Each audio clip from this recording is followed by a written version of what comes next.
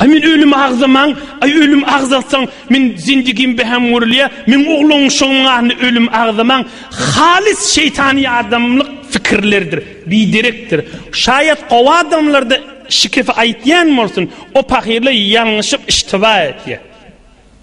Belkim saçağın maşınına hamana ağzayan da, hey oğlum, hey gizlim, hey denanı, ey adamın başını ölüm ma, şu ölüm gelmeke mehabbetli olmalı birimize.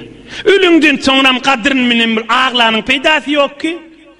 Ölmekak mehabbetli olaylı, rahimli olaylı, hormatlı olaylı, birimize şirin olaylı, süyücü olaylı, birimize bakilçılık etip yürümeyli, birimize içgaralık etmeyli, birimize yıkacak bolup yürümeyli, birimizin hakkını yiyecek bolmaylı, ölüm vardır, mert bolaylı, şuurun ayıbı varmay, hakıl şuurunu kabul etmeyemay, İnsanın tahsilatı, ilmi, medeniyet şunu kabul etmeyemay, ya belki asli akıl şimi, ya belki asli medeniyet şimi, ya belki asli iman ve zindigi şimi, elbette asli zindigi şida, asli hakıl şınaydiye, onun için Allah şınaydiye, onun için gözümün nuru Resulullah can şınaydiye, ölümü kan ağzan deyiptir, temert bolur yali. Eymin ölmekam dayıgdırayın niyer yali. Ölmekam gülür yüzlü olayın niyer yali. Ölmekam halal çörük yiyin diyer yali. Ölmekam haram lokma yemeyin diyer yali. Ölmekam ibadetima qaim durayın niyer yali. Mının anırda necre açıklığa aytmalı. Mının anırda yirek girmeli açıklar yali.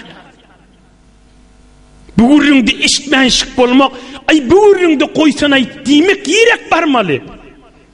Onun çürüm doğru gurrun aydılıp duqa, men doğru gurrun aydeyin.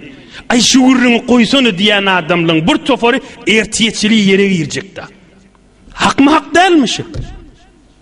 Elbette hak. Şu toğuluk yerin yüzünün şimal ertiyetçiliği niçin adam yere girecek. Köpsü de ölümden ağzamasan ait diyecek adamlar. Diyen adamlar. Heleyden erkekten, olukandan keçiden, ertiyeden atyança yere girecekler. Hom insan yeni nemege cayva, şunu ağlamasana diymege. Genra çıtayı, ertiyetçiliği ne kadar adamla yeni yerine teğine girecek. Öldü kim? Ağlamaşı da adı men yanımda, ölümü gurrun etmemen öyümde diyen adam. Öldü gidecek şuna karşı. Bundan anırda acayip zat bağmay. Bundan anırda gen zat bağmay. Mıdam yürüdülür acal şerbetin, bu şerbetten hiç kim dağıtmayın kalmalı. Ey kepleyen ve ey iştiyalle, hemmemiz işitmeli acal şerbetin dağıtmalı. Mıdam yürüdülür acal şerbetin her kime içirliyer, bu şerbetten hiç kim dağıtmayın kalmalı. Bir gün bir keplep duran dil yafılya ve ağız yafılya tamam oluyor. Ve hemmemiz de şeyledi. Biz şu gelmeke kepliş mahal, Allah'ın kelamından, Resulullah'ın kelamından, ak dininden ve hak keptin. Ödeme aydiyen. Şu gelmeke mert bol ve eştiyaller de şeyledi.